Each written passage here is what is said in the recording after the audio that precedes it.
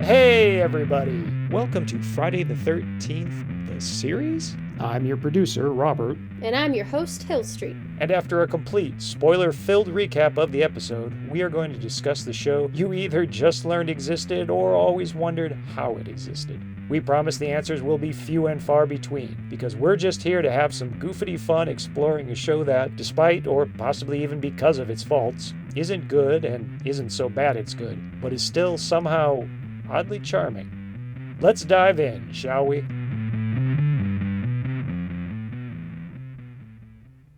We're going to try something new for this episode. I'm going to play around with format a little bit, see what works best. As of the time of writing the script, I had seen the first 3 or 4 episodes, and as of this recording, I've seen the first 5. Hill Street, on the other hand, hasn't actually seen this episode, and she is only seeing the script now for the very first time. So this should be interesting and exciting. Let's see how it goes. Hill Street, when you're ready, take it away. Episode 3. Cupid's Quiver. Oh boy. Okay. Be afraid. Be very afraid. This episode is going to tackle a love potion plot, so may God have mercy on our souls. Yep, I can believe that, considering so far with romance, it's basically been based on cousins. But we actually begin on a positive note. Instead of introducing a dive bar with a boring old establishing shot, we get a cool, low angle. I'll take a few points off because it isn't tilted enough to be the Dutch angle they were almost assuredly going for, but I'll add those points back and more for having a drunk stagger out and collapse directly in front of the camera. It's entirely unnecessary, but as Kubrick would say, is it interesting? The answer is yes. Inside, the camera drifts languidly. Yes. Inside, the camera drifts languidly across people dancing upbeat to a slow tempo song and lands on our first creep of the episode. Let's just call him Creeper 1, who actually spits in his hand to smooth his hair while staring at a girl who's clearly with someone. This scene will play out the way you're expecting, but not the way you're expecting. Yes, he goes over and gets shot down, but then he returns to the bar on which he previously set a burlap sack containing something that's roughly the size of a table lamp. Removing the sack, we discover a roughly 3-foot-tall bronze Cupid statue. Its presence here is insane. In a cool, creepy bit of stop motion, Cupid comes to life and fires an arrow. No, sorry, that would make sense. Fires a 60s Star Trek laser beam at the girl, who promptly ditches her partner for Creeper 1. That's funny. Are you starting to regret the fact you haven't seen this yet? Absolutely, this sounds like the best one yet. Oh, you're going to love this episode. They head to a honeymoon suite. Oh my god, that's so extreme. Immediately, that's what it goes to? That's insane. They head to a honeymoon suite, so there's an excuse for the production design to mock up a pink heart headboard like the kind no hotel actually has. And the director clearly wants to put their stamp on this episode because this time we're treated to a bird's eye shot looking down on the room that not only pans with the couple, but booms down slightly. There's real effort on display here. That's funny, we're already hearing about 2 really interesting angles. Was this directed by someone differently? Were the first 2 directed by the same person? I actually don't know the answer to that. Those are all excellent questions that I had meant to research and did not get to before we recorded this. But before this episode is done, I'm absolutely going to research that and answer that very question. You can just insert your answer and pretend you answered it. And I'll just currently record, oh, interesting, or, oh, all the same person, okay. They just are stepping up. I'll just record like you just said it. Just kidding. It's the same way that I just record you laughing one time and put it after all of my jokes. Exactly. They're like, wow, her laugh is so consistent. Then we get a great shot that again booms down to reveal the statue in the foreground with the actors on the bed in the background. Good on them for staging in depth, and the fact the statue turns its head to watch them in not 1, but 2 shots shows they're putting in money and effort they didn't have to. And the flickering light from the neon sign outside adds a tense element. Hey, things are really looking up for our plucky little show. Yeah, this one sounds good. Basking in the afterglow, she again professes her love for him, and he strangles her. Wait, what? Then a group of guys bust in to save her. Stop! Hold on. What is happening? They're undercover police, right? I guess? They're not wearing uniforms, they don't have badges or guns, nor do they even announce they're cops or that they're making an arrest. Also, she didn't scream and barely made any noise. Double also, 2 of them are just chilling while the other 3 attempt to be big damn heroes but fail epically, and that they all end up sliding off the far side of the bed. I cannot imagine how angry this actress was at her scene partner's commitment to hanging on to her by the larynx. Seriously, we cut away from the scene without knowing for sure who any of these new men are, or whether or not the woman is dead. All we know is that one of them in a pork pie hat? All we know is that one of them in a pork pie hat seems to be interested in the Cupid statue. This cannot be happening. I'm gonna lose my mind. Well, we get closure on the first question when our intrepid troika, Mickey, Jack, and Ryan the Lion, learn about the arrest of Creeper 1, aka the honeymoon suite killer.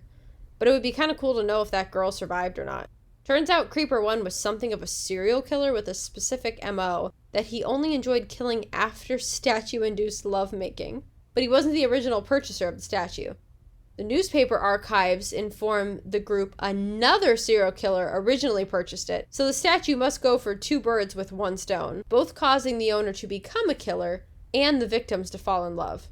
Or something. I'm now a nihilist? Nihilist. I'm now a nihilist and believe in nothing. So I'm going to go ahead and chime in and say that's a twofer for us, Hill Street, because in this episode, the haunted item didn't just fall into the hands of a psychopath. It fell into the hands of at least 2 psychopaths. I mean, we called that. Crystal ball. We said that they were going to continue on this path of the objects going to bad people, and they're not only doing that, they're doing that with oomph now, with gusto. That's right. Crystal ball, episode 1. It was more, honestly, it was your prediction because you hadn't seen ahead. And again, this is the episode that's going to show that someone can get a hold of an object and not necessarily instantly start using it to kill people. But on the flip side of that, maybe to offset that fact, it's fallen into the hands of not 1, but 2 evil people, surely by coincidence. Back at the hotel, we get another high-angle shot. Cool. 2's probably pushing it, but I get it. We took the time to set up 1 high-angle shot. We're getting multiple high-angle shots. Fair. We also learn one of the men who burst in is apparently the owner. Ryan the Lion immediately blows his and Mickey's cover story, and the side-eye Mickey flashes him is fantastic. He attempts to recover, but honestly, I don't think the owner cares one way or the other. He says he noticed the statue because it was too tacky even for a motel, as if he doesn't know what does and doesn't belong in the rooms. I don't know, maybe he's not the owner. He's just a guy in a business suit changing light bulbs, so a well-dressed handyman who also let the cops in? But his loose tie and the actor's world-weary performance makes him seem like a detective who's seen one too many crime scenes, so I don't know and I don't care anymore. Okay, I'm gonna do this in real time. No editing. Let's peek behind the curtain and see how the sausage is made.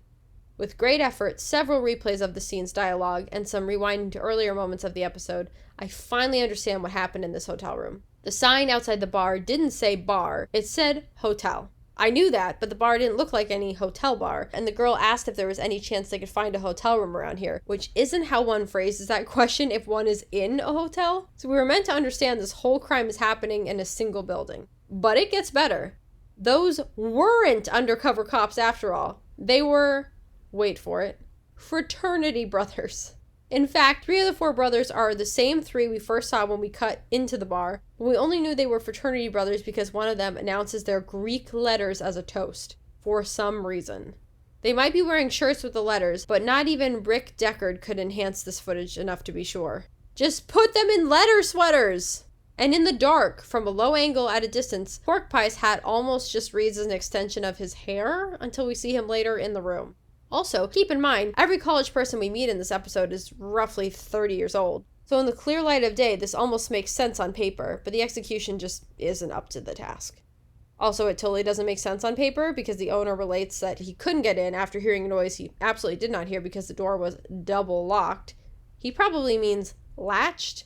So a bunch of drunk fraternity guys down in a noisy bar instantly, and I do mean instantly, raced upstairs and broke down the door because we all know a frat bro's raison d'etre.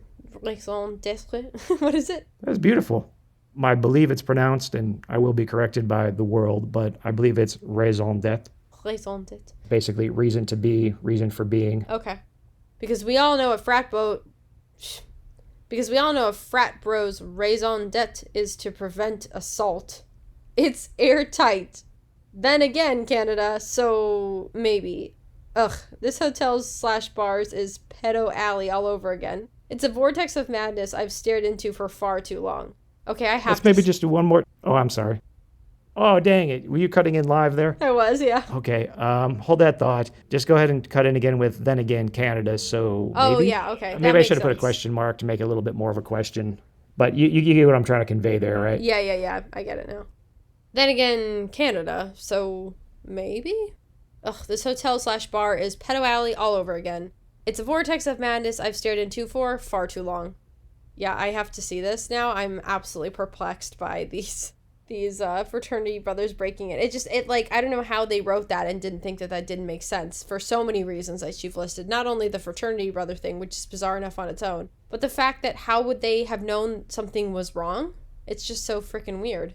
I know you're reading my account, so of course it's biased, but I swear it was humbling to have to admit how long it took me and how difficult it was to understand what's going on. But I had a little vindication in that I showed the episode to my brother and his wife and his wife's brother. And yes, they were all equally lost as to what was happening. That's so strange. I just can't believe. I'm like, is there no editing on this shit? Now you know how our listeners feel when they hear this and have not seen the episodes. Yeah, that is absolutely bizarre. After a facial expression that's meant to convey realization, but looks like someone's suffering an unrelated stroke while staring into the Ark of the Covenant, the owner reveals one of these fraternal do-gooders stole the world's ugliest statue of Cupid because their house logo, not a real thing by the way, is a heart with an arrow through it, which, no, it just isn't. That's funny because you're a fraternity brother, or you were in a fraternity, so you would know. Yep, I have some insight into this one, and much like that motorcycle in episode 1, I'd love to discuss. That's funny. Hold on, I'm taking my socks off. My feet are hot! Oh, that's staying in. You know, our listenership just quadrupled when you announced that. I'm just taking my socks off because my feet are so hot. Skipping some padding, I'm just going to check real quick, just basically out of an abundance of caution. You're still speeding, yes? Yes. Any foot-related, sock-related asides, keep them coming. Keep them coming. When you were like, I'm just going to check real quick, I was like, is he going to ask me another question about my foot? It's not for me, it's for the listeners. Skipping some padding, we meet Creeper 2, Eddie. The actor playing Eddie swings for the fences, portraying him like a junkie in need of a fix. But it's interesting and it works. That said, I don't know what this actor did to piss off the prop department, but they're clearly playing a joke on him, having him wear an obscenely ostentatious pocket protector when he shouldn't have any because he's not a nerd archetype, he's a creep. This prank had an unexpected casualty because both he and Lori, the girl he's creeping on, are completely upstaged by this incongruous pocket protector. To quote James Rolfe, what were they thinking? Play that "what were they thinking" as big as you possibly can. If you can put the energy without a ton of volume. I know every actor hates that request, but... What were they thinking? The actress portraying Lori deserves kudos as well, hiding her concern so as to not make things worse, until Eddie escalates anyway and she has no choice but to confront and even threaten him, knowing full well almost nothing she can do will actually ensure her safety. Throw in some POV close-ups and low angles to add both variety and tension, combined with some of the better lighting on this series, exterior no less, and the show is getting back on track. The sudden arrival of Mickey and Ryan maybe posing as lost college students, although unlikely and insanely coincidental, actually makes them feel like the heroes who've come to save the day. I feel good about this. But even though Eddie tells them he's a member of the fraternity they want to go to, even though he offers them a ride, they reject him in favor of walking there with Lori, and don't ask Eddie any follow-up questions. And no, I don't think they realize he's a creep, or that they just saved a co-ed. In a fraternity house decorated for what could only be a Valentine's Day party, we learn Eddie isn't a member, but a hired cleaner and maybe handyman. It adds a class conflict element that has nothing to do with anything else and seems needlessly complicated. Just have pork pie fall under its spell and start using it. But no, Eddie has to be caught contemplating stealing it and have pork pie explain that he can't figure out how it, quote, helps you with chicks. Eddie understandably asks if that's what it's supposed to do, which pork pie is heard to retort, it's a Cupid, stupid. This might just seem like harmless, bad, make that terrible writing, but it actually sheds some light on a deeper problem of the show. This exchange is the first solid foothold we get on the rules for these haunted objects that have bothered me since we met Mary in episode 1, and the implication is that this is a 100% coincidence-powered show. Down in the engine room, they're just heaving shovelfuls of coincidence into the fire. Full speed ahead, yeehaw! Every person who has had possession of these evil curios so far might have been influenced by them to become evil. It didn't seem likely, and it certainly wasn't conveyed that way, but it was possible. But in this troglodyte of fraternal higher education, we've now met someone who might have been influenced to steal the curio, but isn't mesmerized by it or even using it. So, for these objects to work and this show to have a plot, they're somehow all ending up in the hands of natural-born killers, especially our dear, sweet, irrepressible Mary. Anyway, Mickey and Ryan show up at the fraternity house, and, in a strange bit of meta-coincidence, Ryan confirmed something I was thinking earlier, then decided not to write. I had considered pointing out that Pork Pie stole the Cupid statue from a crime scene, but decided that although the phrase crime scene was strictly correct, as assault was taking place, that most people think of murder when they hear crime scene, and we assume the woman survived, so use of the term might be confusing. But just to throw it in my face, Ryan calls a hotel incident a crime scene, so he and Mickey are going to pretend to be cops again, despite having no uniforms or police identification. Again. They're stopped immediately, caught in their lie just as quickly, and leave. Our heroes, everyone. Outside, they encounter Eddie again and ask him if he's seen the statue around the house, as if they don't recognize him from about 5 minutes earlier, and vice versa. This bit of filler breaks the reality of the show while accomplishing nothing except possibly suggesting to Eddie that there really is something special about the statue. As they walk off, two strange things happen almost simultaneously, and I don't know what to make of either. As a way to hint to Mickey they're going to the fraternity's party that night, Ryan the Lion jokes about choosing one of the fraternity brothers for himself and suggesting Eddie for Mickey, while putting his arm around Mickey's shoulder. First, given the era it was made, I'm surprised the show would have a character even joke about being attracted to someone of the same sex, especially with such a dry delivery. Of course, they probably had him put his arm around Mickey as a counterpoint to that very thought. Sure, it could be coincidence, but right from the jump, Ryan the Lion has really been boxed in by this episode, which is all about creepers. Probably the reason why he doesn't creep on Mickey this episode. That and, say it with me, she's his cousin! So she glances at the arm around her shoulder, but doesn't brush it away. Maybe he finally apologized off screen. Despite the production department's rocky start regarding that hotel, and equally poor follow-up with the fraternity's party's decorations, they course-correct big time with the basement boiler room where Eddie lives. I'm sorry, there really shouldn't be that hyphen after mutilates. It's the photograph. I did put that intentionally, but the line break might make it weird to read. Room where Eddie lives/mutilates photographs of women. Where Eddie lives/mutilates photographs of women. Honestly, I would watch a sitcom with him and a college-age John Doe from Seven as roommates. Just two young psychopaths getting their start, sharing a boiler room to save money. Commercial break! Some shows have a monster of the week. This series has a curio of the week, and so do we. Believe me, no one paid us for the following endorsements. And, once they hear the show, it's more likely they'll pay us to retract them. We just want to share some cool things with you, while simultaneously using our platform to give a little free promotion to those without a massive advertising budget. So Hill Street, what is your curio of the week? My curio of the week is a jewelry store that I'm obsessed with. I order everything online. It's called Etalove, E-T-A-H Love. I get my rings from there.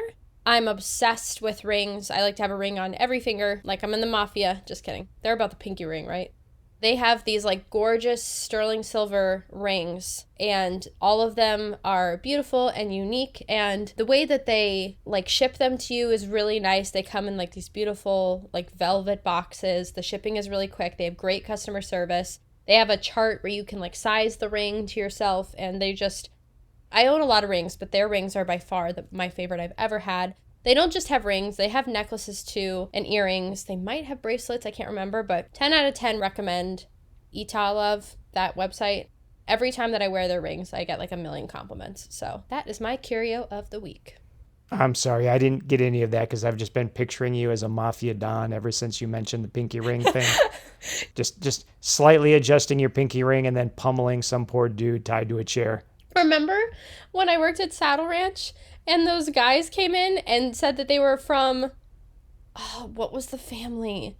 This like mafia family.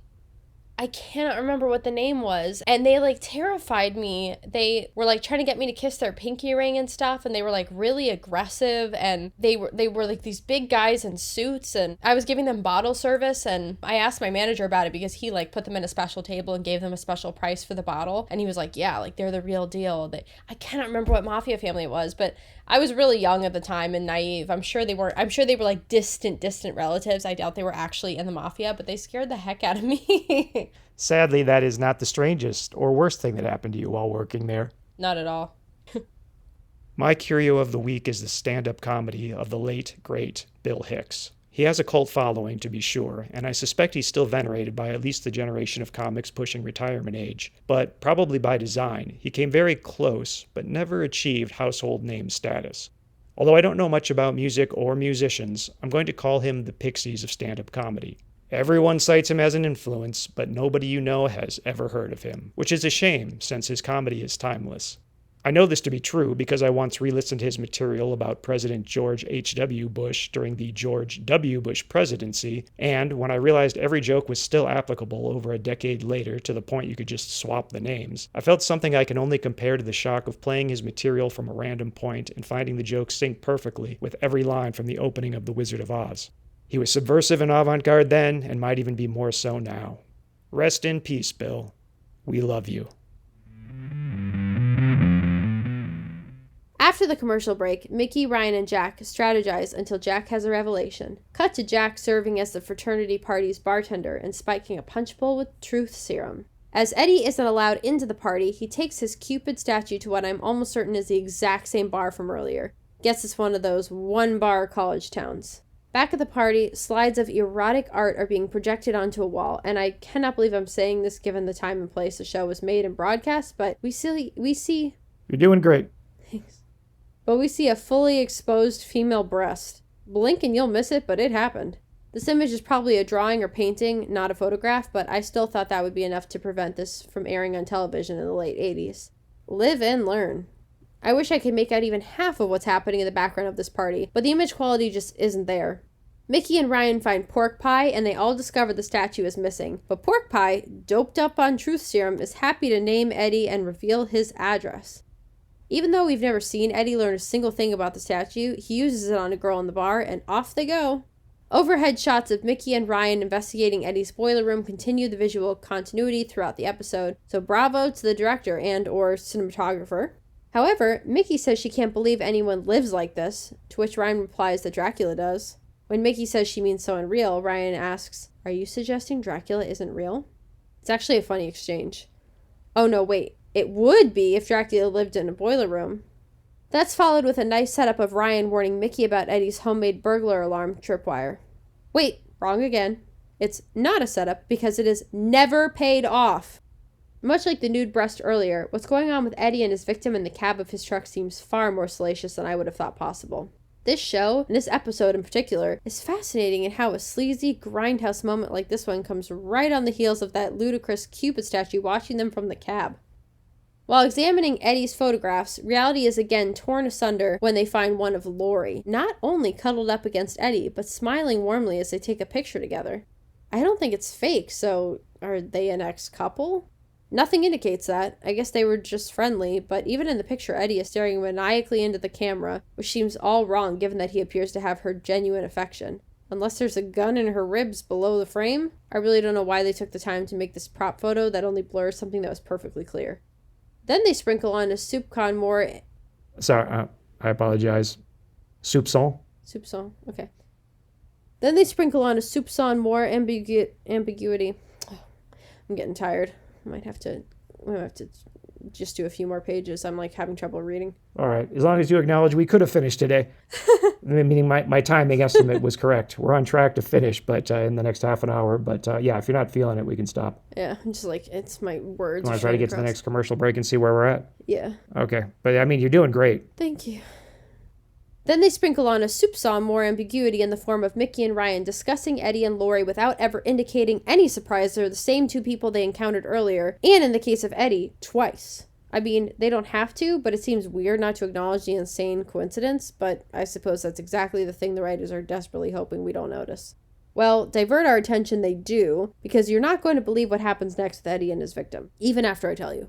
After playing around with some honey, which the show actually established earlier in the boiler room, Eddie headed out into the woods alone. Well, now he returns and chucks a beehive into the truck's cab.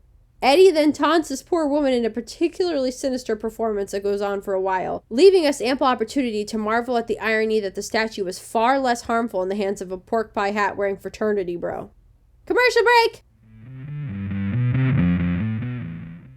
If you like the horror genre as much as we do, you can preview the horror comic book Requiem for a Psychopath right now, for free, at the Inner Demon Entertainment website. Imagine a world in which horror film slashers are real. Then imagine a troubled teen bringing one out of retirement to help him take revenge on his bullies. It was written by me and drawn by friend of the show, Stephen Yu. Again, that's Requiem for a Psychopath on the Inner Demon Entertainment website. And, if you dig it, please either review and rate it 5 stars on Amazon, or don't rate and review it at all. Ratings of less than 5 stars send the algorithm into murder mode for some reason. Thanks. I hope you enjoy it. How are you feeling? Oh, we'll keep going for... I would love to try to finish. I'm just, starting to get to that point where all my words are all mashed up. It's actually sounding really good. In terms of the read, it's going great. You're nailing it. So just 12 more pages, you're 2/3 of the way there. Okay, let's keep going. While bringing Jack up to speed, Mickey and Ryan actually acknowledge that the owner of one of the evil objects might be more dangerous than the object itself. Is the show already becoming self-aware? We'll see. Only now does someone finally refer to Lori by name, presumably to help Jack search for her, even though he chooses instead to focus on Eddie.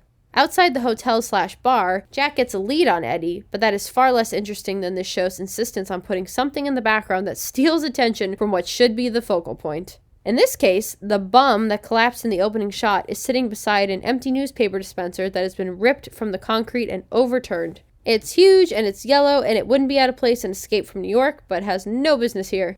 Hey, throwback to Giraffe Episode 1. We haven't forgotten about you. Later in the woods, the show's limited lighting budget is actually a feather in its cap, realistically depicting what it would look like if Jack searched a forest with a flashlight, and it creates an ominous atmosphere where danger could come from anywhere. Jack soon stumbles over the bee-sting-riddled corpse. Great stuff. Very dramatic. Not joking. But then Pork Pie shows up because he just happened to be searching the woods alone, looking for Eddie, despite the party going on, and we finally learn his name is Bowser. Bowser. For once, Jack mentions getting the police involved, but we never find out if he made good on that idle threat. When Lori's date decides to head back to the fraternity house for more Chardonnay, yes, Chardonnay, she elects to sit by herself near the woods. Eddie, Cupid statue in hand, startles her, and she's actually relieved to see that it's him, completely impugning her character. Mickey and Ryan stumble across them by sheer coincidence, and one would have to believe the statue worked its magic off-screen, because Lori seems to be leaving with Eddie under her own will. But when Mickey and Ryan chase after them and Eddie runs off alone, Lori just looks around as if confused, and doesn't run or try to aid Eddie in any way, so we could once again place an over-under bet on what we're supposed to believe at this point.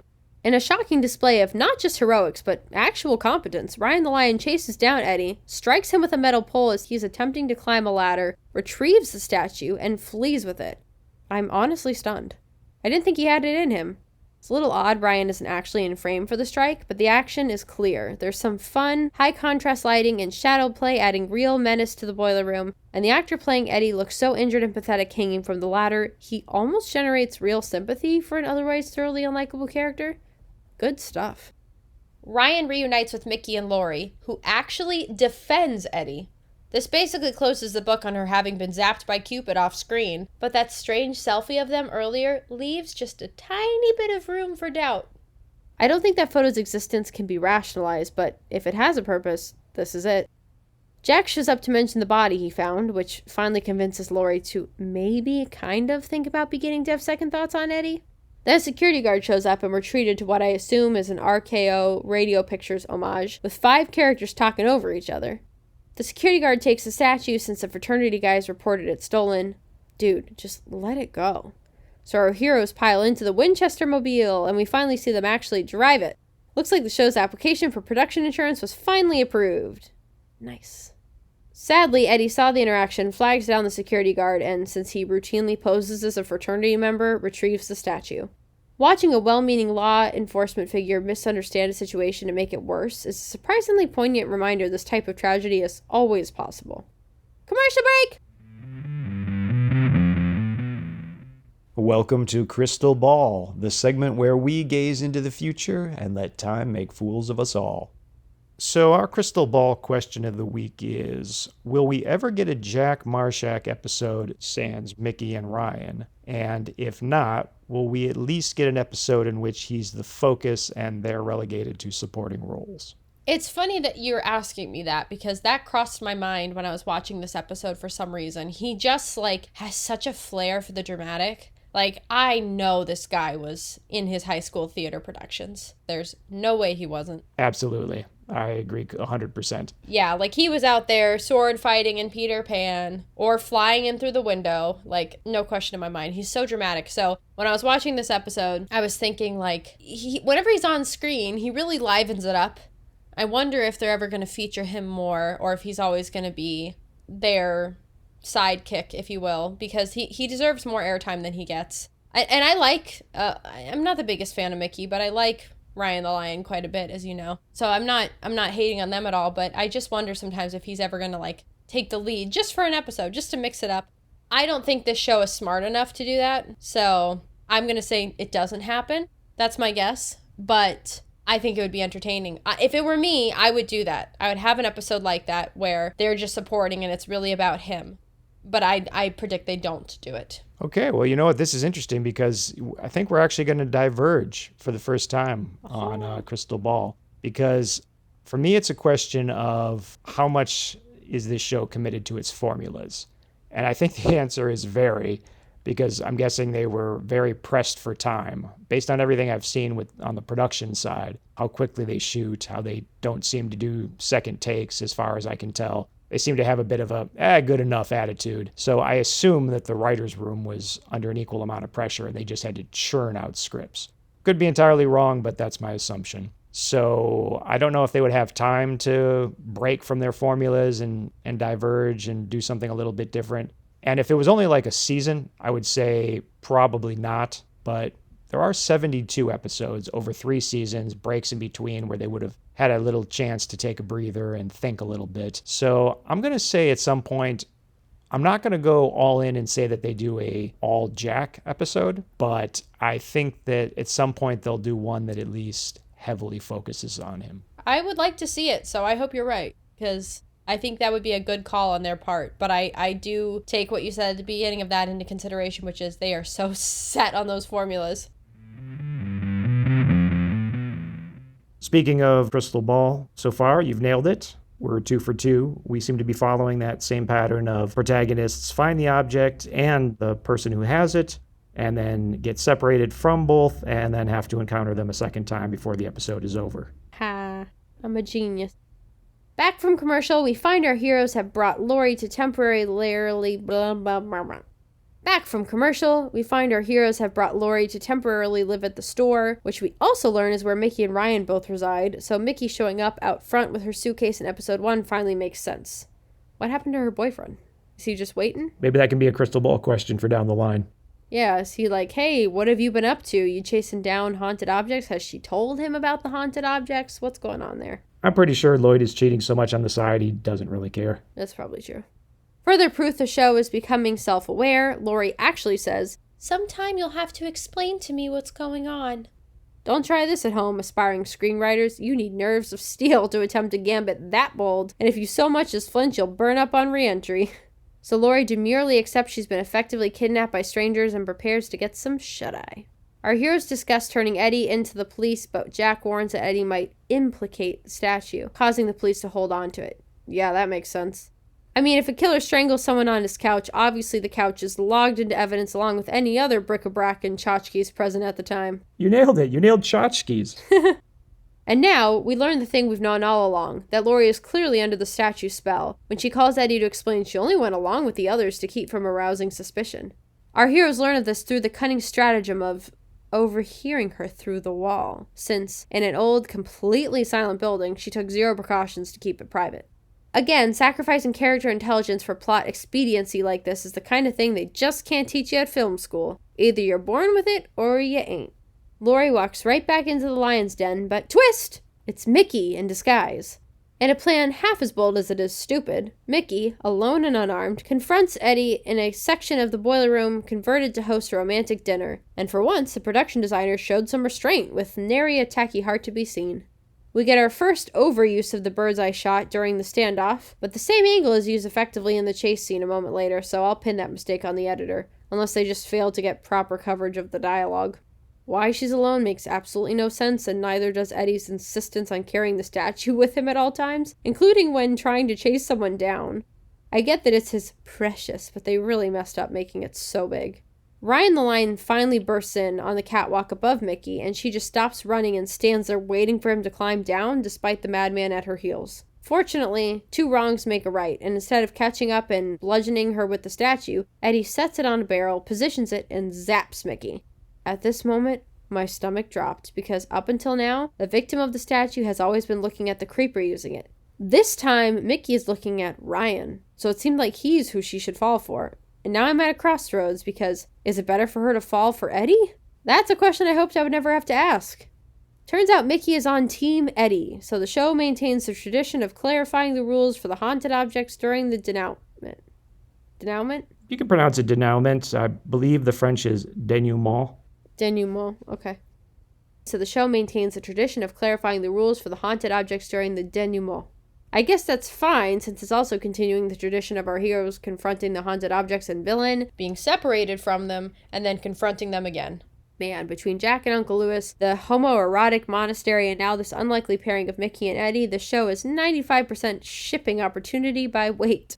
I can't possibly be correctly interpreting what my eyes are showing me next, so I can't really comment on it. All I can do is try to describe it without going mad. With the statue in one hand and an axe in the other, Eddie challenges Ryan to come take the Cupid, then intentionally severs a steam pipe with the axe, scalding only himself, as Mickey dove out of the way before she could have possibly known what was happening.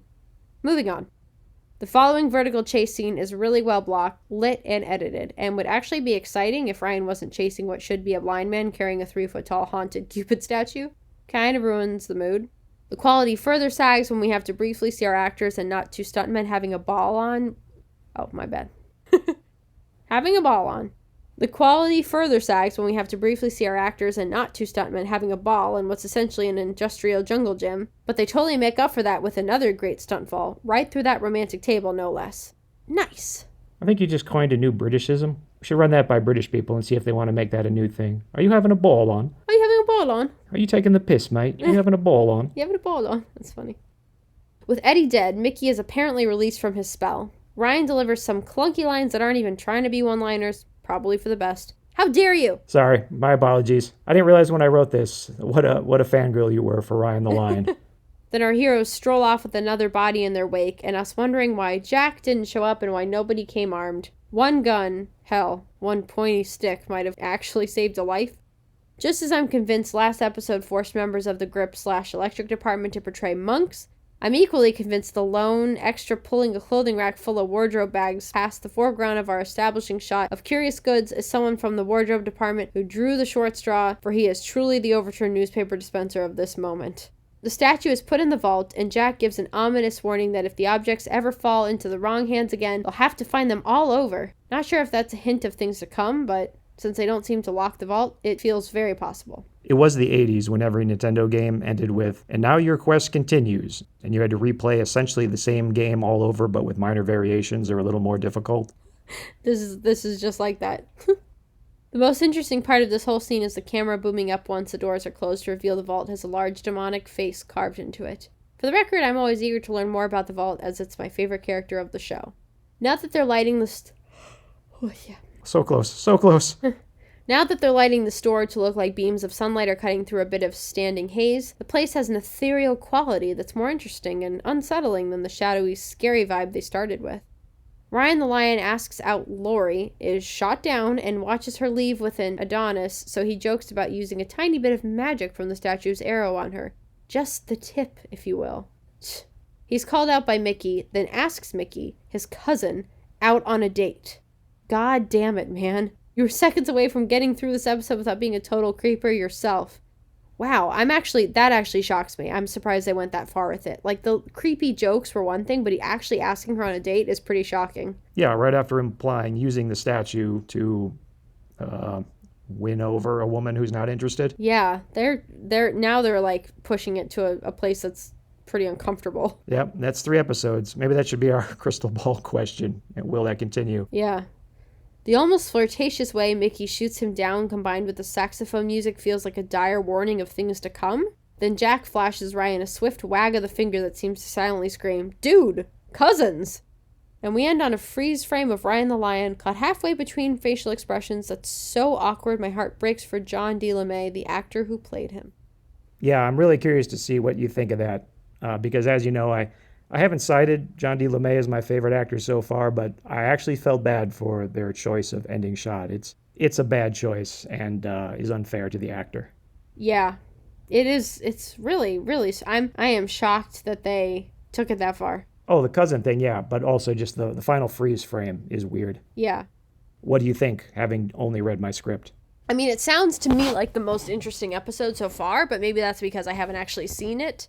It sounds like there was some hilarious stuff that happened. That I'm most intrigued by that scene where the fraternity brothers randomly break in. That's just so bizarre. I don't know how they didn't possibly think, like, we should make this make more sense. It doesn't make any sense. It's just so strange. But I feel like there's been something like that in every episode so far. I know you've been pre-biased, but I'm really curious to get your thoughts on it. And like I said, I can tell you other people who did not read the script first came to the same conclusion I did, so I'm not completely alone. No, I believe you.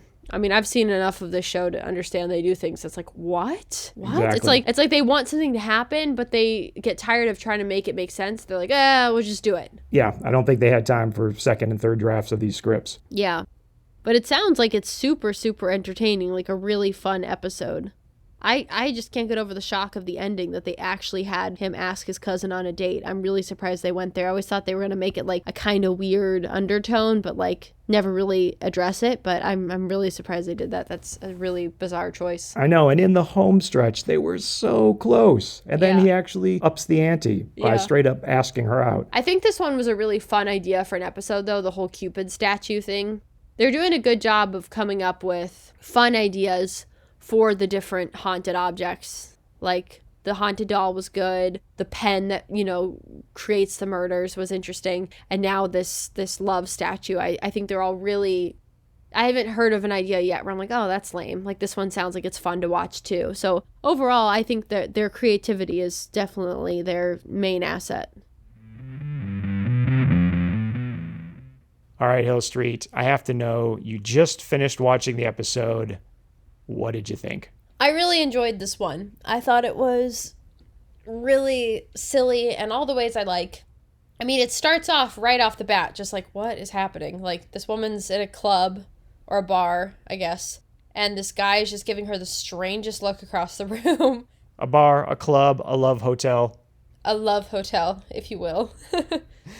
Well, I mean, it's just, were you as lost as in terms of like what this place was supposed to be? Yes. It feels like a very blue collar, rednecky kind of bar downstairs, but fraternity guys hang out here, so it's also a college bar. But upstairs, there's a love motel. Yeah, I didn't even piece all that together until you said that right now, but it is bizarre. Like, why were there fraternity boys there? And why was there a hotel upstairs? Yeah, it was so strange. Well, like I mentioned in the script, I was so lost in terms of just the geography of where any of these events were happening because it did not seem possible they could all be going down under one roof. Yeah. And, like, the second the guy walks up and asks her to dance, she's immediately... not just like, no thank you, like she hates him. She's repulsed by him. You would think they had some kind of history for the amount of hatred she's giving him. He didn't, like, make the V with his fingers and stick his tongue out at you. Like, I don't know why she's so repulsed by him. He just walked up and asked her to dance. But what was your gut reaction when he hauls that statue in the sack onto the top of the bar? It was just so bizarre.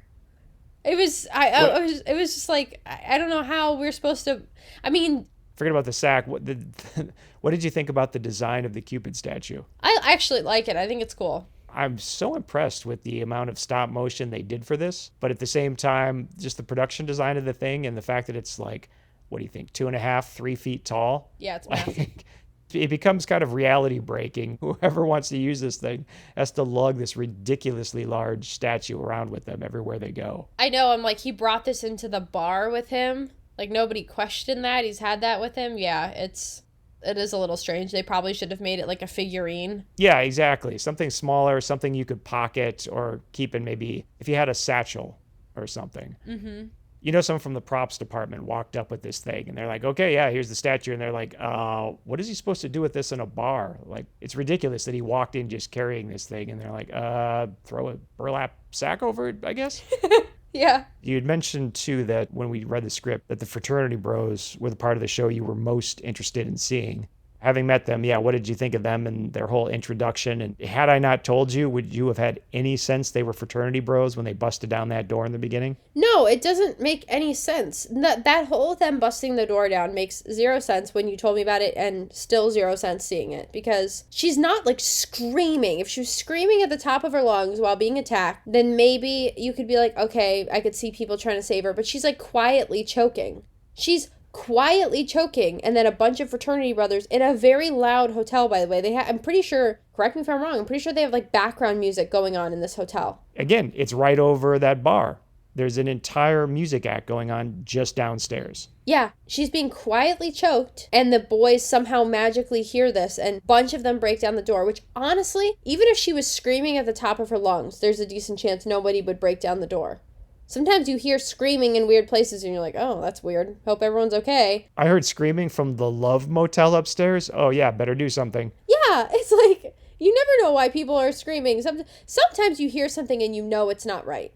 Sometimes you know. Like, I remember, little side story, I remember being in my apartment in North Hollywood, trying to sleep at like 4 a.m. and hearing someone like scream, blood-curdling screaming for their life, and it was like a drug addict who was on some kind of really bad trip. Those sounds, you just like could feel in your bones wasn't right. But like when someone's like screaming in a hotel room and yeah, exactly, like you're probably going to ignore that. But let's just say that you didn't. Okay, screaming you would hear, but these little choke sounds, 0% chance they were going to hear this. Even if they were like right outside the door with their ear pressed to the door, I don't know if you could hear it. But yeah, made no sense. And like really all these 4 guys are going to be like, I think I might hear something behind this door. Let's break it down. It's not like they, like, spent a few minutes pounding on it saying, hey, what's going on in there? Hey, they just decided, why the fuck not? We'll just break it down. It was just really strange. Made no sense. But no, I had no idea those were fraternity brothers. They didn't look like them, really. And they looked way older. And it just seems so baffling to me. They're fraternity guys. All you have to do is slap on letter sweaters. Exactly. 3 Greek letters on each of their sweatshirts, and you're done. I know. Yeah. Really, really strange. And then that scene that follows to me is like the classic example of when like you don't have proper stunt people and you probably just tell the actors like what they're going to do and everyone's like, okay, yeah, I think we got it. And you're like, all right, but safety first, right? Oh yeah, absolutely. And then when the cameras start rolling and the director calls action, that adrenaline kicks in and everything gets ramped up like times 10. And all of a sudden they kick down the door, jump on the guy. And did you notice he's still holding her neck as all 3 of them go sliding off the bed together? He was dedicated to his craft. It's realistic, I guess. Yeah. Speaking of the hotel room, what did you think about that hotel manager? Did he stand out to you? Not really. Should he have? I mean, he did to me because it seems like they did not tell him what kind of show he was on. That's really funny. When he has the realization that like, oh yeah, there was this strange statue in the room, he gets a look in his eye like a Vietnam vet remembering Da Nang. I don't know why he played it so intense, but man, was he just swinging for the fences with that performance. And it seemed bizarre. Again, he seemed like a homicide detective where you're like, oh yeah, this guy has seen his last case. He's going home tonight and hanging himself in his closet with a belt. That's funny. I didn't notice that, but now that you say it, I could totally see that. I thought he was good, but he just played it strangely intense for like what his role on the show actually was.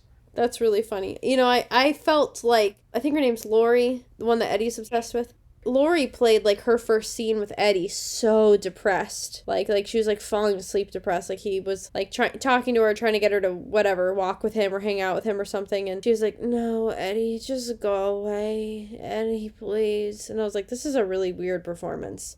She was like, don't make me have to call someone, Eddie. And I was like, why? This is really a strange take on this. You think she'd be like, Eddie, leave me alone. Don't make me have to call someone. Why are you doing? But instead she played it like, oh, I'm so sleepy and depressed. I can't deal with you. And I was like, this is a really strange performance. Her relationship to him is kind of all over the place. And I think some of it's the performance, but some of it's the way it's written. Whereas if I were the actress, I'd be like, okay, but what exactly is my relationship to him? Because there are photos where we seem to be, sitting together side by side. They don't have their arms around each other, but they're clearly like shoulder to shoulder, cheek to cheek. Oh, look at us. Aren't we having fun? But then she also seems creeped out by him. Like he's a little bit stalkerish, but she kind of holds her own and is, to give her the benefit of the doubt. There were times when I was thinking, well, maybe she's playing it like I am afraid of him, but I'm going to play it casual because if I show that I'm afraid, like that'll make it even worse. So I was like, okay, cool, maybe that's what's going on. But then other times it seemed like she should legitimately be full on afraid, but she actually seems kind of legitimately kind to him. And yeah, like I thought her character was just all over the map in terms of understanding what is her actual relationship to Eddie. Right. No, I wondered the same thing. What is her actual relationship with him? It almost reminded me a little bit of 16 Candles with Molly Ringwald and like her little blonde guy friend who's like always kind of bugging her. But like they're still friends, but he's like got a major thing for her. I was trying to figure out with these two, I was like, are they friends? And he always wants more. How well does she know him? Is he like what is the vibe here? Yeah, because when we first meet Eddie, he just comes across more as a little bit awkward. He doesn't seem like a nerd, which again is why I pointed out that pocket protector and what a mistake that was. But he just comes across as a little bit socially awkward. So she's not afraid of him and she can hold her own and can deflect and isn't actually worried. So that's actually kind of cool. But then when it becomes apparent that like, no, this dude has like serious issues and is playing it super intense even before he gets the statue, really her reaction to him should be wildly different. Yeah. It does seem like she should be more alarmed by him. But then we see that photo where they kind of seem friendly. And I was like, well, did they actually date at one point? Or were they at least like more friendly? Because that would kind of maybe explain like maybe it was a frog boiling in hot water situation where over time he just gradually became a little weirder and a little weirder. So now she kind of feels like she does have a connection to him. I just don't know. There's so much headcanon you can write, which is why the show is so fascinating. Yeah, they could have afforded to give us a little more of a background on them, but you're right. I guess it's up to us. Dennis Forrest as Eddie is my favorite actor of the episode. Kind of like the hotel manager, Dennis Forrest just swinging for the fences, plays it super intense, and it's super creepy and super interesting and really makes the episode. But it does seem like just such a bizarre choice because between his performance and again, the really excellent production design of the boiler room where he lives and the cutout photographs and everything about him is done so well if this was an episode about a legit serial killer. But like young Mistress Mary in the first episode, it's like, is that even a good idea though, based on the tone of the rest of the show? Like it always seems so tonally inconsistent. I completely agree. It's truly a tale of two series. It was a tale of two series.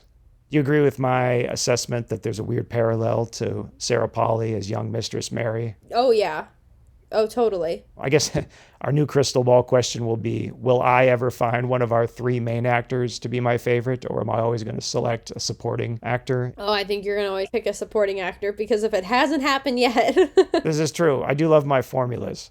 How about you? Who was your favorite actor this episode? Probably Eddie as well. Same as you. I thought he did a really nice job. I totally bought him in that part. Yeah, I mean, super intense, right? Mm-hmm. And speaking of that, what did you think of the beehive moment?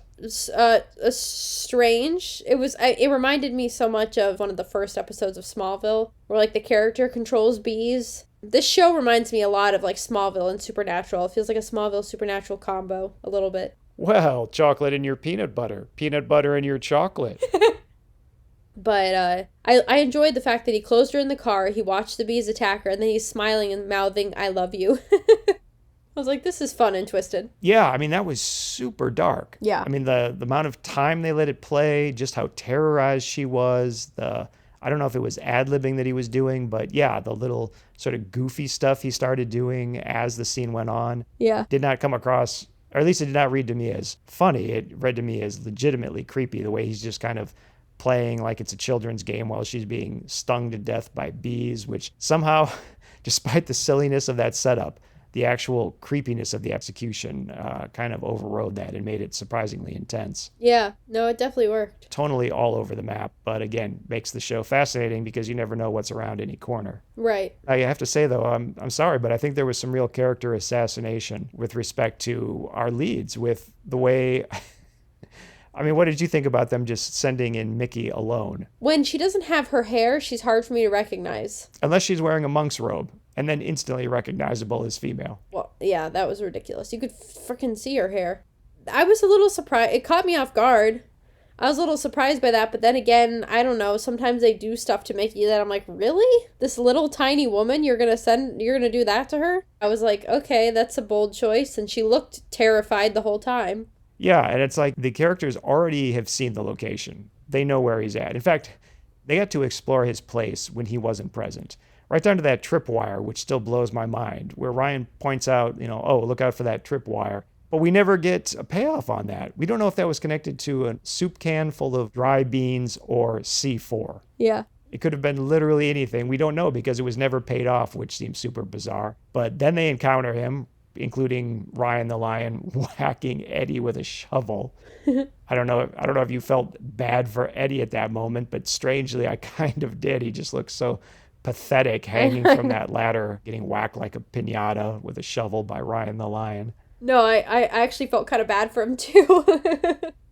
That's a credit to the actor. He did a good job. Our protagonists always seem to be caught flat-footed. They show up at this place with seemingly no plan whatsoever other than Mickey's going to go in 100% alone in costume and be 100% at this dude's mercy, where it's like, you've got Jack for backup. You've got Ryan the Lion. You know the location. Like, go in and be ready to pounce. But they're just nowhere to be seen. Yeah. The only other thing that I was going to mention is just how hilarious the scene is where they go to the fraternity. They want to look for the statue. And they're like, yeah, we've pretended to be police before or whatever. And they show up and the fraternity brother, they're like, hey, we need to search for this statue. They stole it from a crime scene. And the fraternity brother's like, do you have a warrant or ID? And Ryan's like, no, but we're just going to be taking a look around. I'm like, what is this plan? What is this plan? It was just so funny to me. I know we talked about it in the script, but like, you guys didn't think at all, like, this show is just so often just like a really bad version of Supernatural. Like, at least on Supernatural, Sam and Dean like know to like suit up and have fake IDs whenever they need to like check a scene for something, but these two just like show up in regular clothes. They're like, well, we're gonna take a look around. The guy's like, who are you? What are you doing? And Ryan said, okay, fine, we're not police, but we still need to look around your house. And the guy's like, I can't just let two strangers into my house to like look around and look through all of our stuff. I'm like, no one's gonna be happy about that. They were like, oh shoot, there goes our brilliant plan. I was like, there was no plan. I just thought that part was like the funniest part of the episode to me. It was just so like, it just didn't make any sense from a writing standpoint or from a character standpoint. Like, who in their right mind, like, when would you ever just say, let's just drive to this place and just tell these people we're going to search their stuff for what we need and they'll be fine with it? Yes, and regarding your Supernatural comments, I have actually had that exact same thought where I'm like, Sam and Dean would have had suits, they would have had FBI badges, they would have had credentials, they would have had maybe something that looked like a warrant. Like, there's just a baseline level of competence you have to have. And with them, we're going to have a female character show up at this monastery, passing herself off as male. And then as soon as someone addresses her, they're both like, think quick. And Ryan the Lion's like, he's taken a vow of silence. Yeah. And it's like they're just coming up with this stuff on the spot. Like, think, man. Did you put even an ounce of thought into this? Yeah.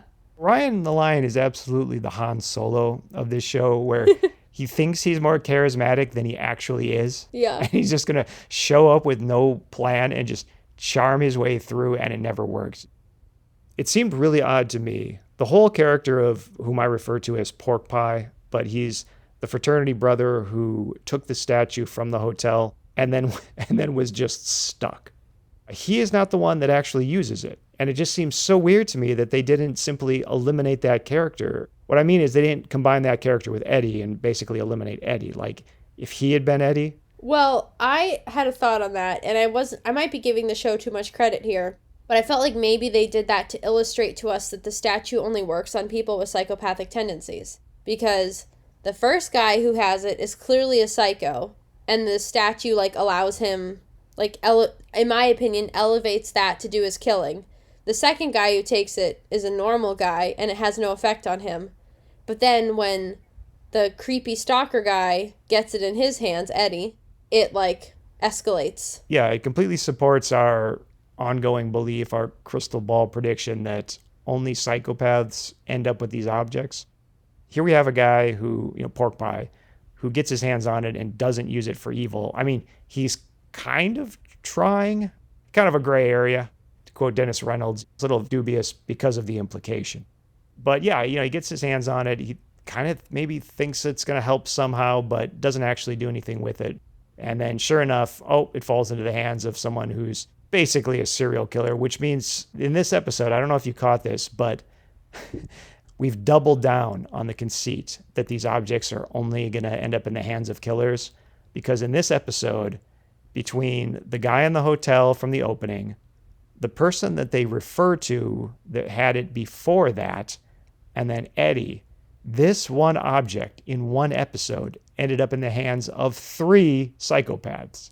I'm picturing an Olympic track with 3 serial killers just handing off this Cupid statue as a baton.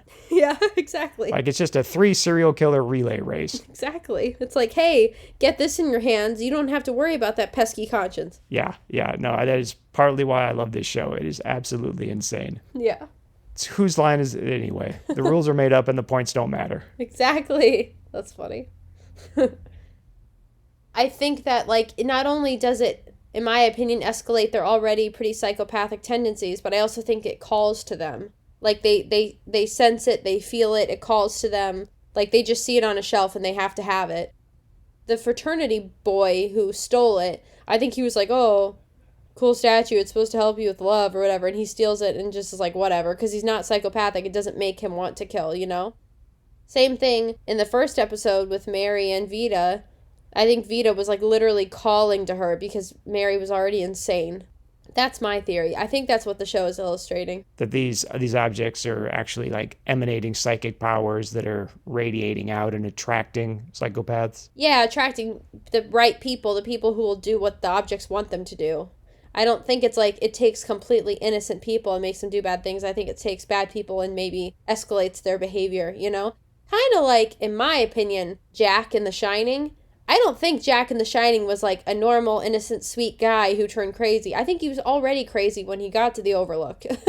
Because he was acting weird from the beginning. I think it just escalated his mental state. He was already drinking and beating his son up and was, I think, a weirdo from the beginning of that. Either that or I have an issue with Jack Nicholson's performance in that, but I digress. Oh, yeah, definitely in the Kubrick version. Yeah. Well, you know what? Yes, and that is definitely some headcanon you've just introduced. But you know what, Hill Street? I am totally on board. If you have some literature, I wish to subscribe to your teachings. That's funny. Yeah, I'm just like, I swear, last thing I'll say about it. But it's supposed to be like, oh, this like really sweet dad shows up to this hotel or whatever, and then he like slowly becomes more crazy. But the way that Jack Nicholson portrays that character from the beginning of that movie, he seems crazy from the second he gets there. There's not that big of an arc. He just gets a little weirder. But whatever. Anyway. Yes, we've split Ren into his evil side and his even eviler side. Yeah, he's like already so weird. And that's how I feel about this. These people are already crazy and weird, and this thing just allows them to, it takes away, it brings them back to their id. Takes away those inhibitions. It says, you want to kill? Do it. It's cool. That's what I think these objects are doing. When frickin' Mickey and Ryan get it in their hands, they're not like must kill. Or when this pork pie, as you call him, got it in his hands, it had no effect on him. So I think we can close the books. I think that's the answer. And if the show was not trying to do that, that's insane. Because that is literally what they're spelling out in every episode. I don't know about you, but to me the production design stood out because it just epitomizes that this show is A Tale of Two Series. It's always the best of production designs and the worst of production designs. Yes. On the one hand, you've got like I know it's supposed to be a cheap love motel, but it just looks so cheap. It's like, love motel, heart over the bed, I guess, and and like pink sheets. Right. And like fraternity parties aren't going to break the bank on like decorations, but it just seems so, run to the nearest party store and get like tinsel and streamers. And that's what a fraternity does, right? For some reason, the show wants us to believe every house has a symbol, and it's literally like a heart with an arrow going through it. It looks like it was like fired off by a production assistant in like 30 minutes on whatever software was available at the time, and just looks absolutely terrible. But on the flip side of all this, you've got Eddie's place in that boiler room, which for if it was a show about, a serial killer, is actually amazing. Yeah. I don't know what you thought, but like I thought like the production design on like his between the cot and like the cutout pictures of girls and the fact that he's living in a boiler room, etc. And like that vertical chase scene where they're like moving up through really using the height of the boiler room to its full advantage. Yeah. I thought that was all pretty incredible. Yeah. I think that they are inconsistent with like how quality some of their like looks and sets are, because there are some things that I'm like, this is really good. Like really good practical stuff. Like a practical set, Like it's not like they're like green screening things or whatever like we do now. Like this is like they really have this set there and it looks good. And then there's some things where I'm like, I'm not even sure what I'm looking at. Like I'm not even sure what this is, So they are really inconsistent with it. But also that doesn't surprise me, because if there's one thing I'd call the show, it's inconsistent. Did any of the other production designs stand out to you? Yeah, it was all like kind of hard to see. Everything was very hazy and dark, which is what this show likes to do when something's supposed to be like eerie, I guess. Yeah, on the flip side of that issue, I was going to ask, did you actually think that the look of Curious Goods, the antique store, seemed about the same as previous episodes in terms of like what's in the store and how it's arranged and set up and everything? But the lighting seemed different to me in a way that seemed more like the way Clive Barker would do it, like almost more ethereal. Mm-hmm. I noticed that too. Everything looked like weirder in this episode to me, almost hazier. I think it's getting back a little bit to what we talked about maybe different directors being allowed to bring a little bit of their own vision to the production. Because you'd ask me if the same person directed the first 3 episodes, and I can tell you definitively that I did look into it. And no, they were each directed by a different person. And in fact, little tangent here, got a little story for you that I think you're going to like. This episode 3, was directed by a man by the name of, I'm going to go with Adam Egoyan. He's gone on to do some pretty impressive work. In 2009, he did a movie called Chloe with Liam Neeson, Julianne Moore, and Amanda Seyfried. We going with Seyfried these days? I never know. Seyfried, I don't know. I just mimic whatever the person I'm talking to says, because I don't freaking know. Okay, well, don't worry. You don't have to repeat this, but I'm just going to record it like 3 ways, and then I'll try to look into it and pick one later. Amanda Seyfried. Amanda Seyfried. You said it the same way twice. It's weird. You try to do it wrong, and now all I can do is the same way. That was great. Please put that in. Anyway, in 2014, he did a film called The Captive with Ryan Reynolds and Rosario Dawson. But the film that I actually know him from, or the film of his that I know, was way back in 1997. He did a movie called The Sweet Hereafter. And the reason I heard about it was that it was nominated for 2 Academy Awards for Best Director and Best Adapted Screenplay, much like our young Mistress Mary, Sarah Polley, who won an Oscar for Best Adapted Screenplay, right? Uh-huh. This ties him to her in that respect. But even more so, guess who stars in The Sweet Hereafter? Who? Sarah Polley. Oh my God, I knew you were going to say it. He did not direct episode 1. He directed this episode, which Sarah Polley was definitely not a part of. So I don't know if this show brought them together in some capacity, if they were in the production offices at the same time or around the lot or the studio or what have you. But at some point he ran across Sarah Polley and put her in The Sweet Hereafter, and it almost won him 2 Oscars. Wow. I can tell you the episode 4 is all about a singer, and it is very much a musical episode. Ooh, and color me intrigued. It's not a musical as in they're not singing and dancing, but it's all about a rock star and a haunted teacup and they try to turn a children's nursery rhyme into a hit song. And it is incredible. I think you will have thoughts. That sounds awesome. I'm very intrigued. All right, until next week. Until next week. Thanks for listening, everyone. We know you have a lot of choices when choosing a Friday the 13th the Series podcast, and we sincerely thank you for choosing ours. Still no Jason. This is, getting a little weird, right? Special thanks to Joshua Romeo for original music, and to Stephen Yu for original art. If you want to support our show, you can leave a review and rate us 5 stars on Apple Podcasts. If you want an occasional update on our projects, you can sign up for our newsletter at the Inner Demon Entertainment website. And if you want to follow us on social media, honestly, we don't like social media. We're not good at social media, but links can be found on our website. If you've ever wondered what would have happened if Pat Benatar had attempted to turn I'm a Little Teapot into an 80s pop rock power ballad, be here next episode. Take care until then. Good night, everybody.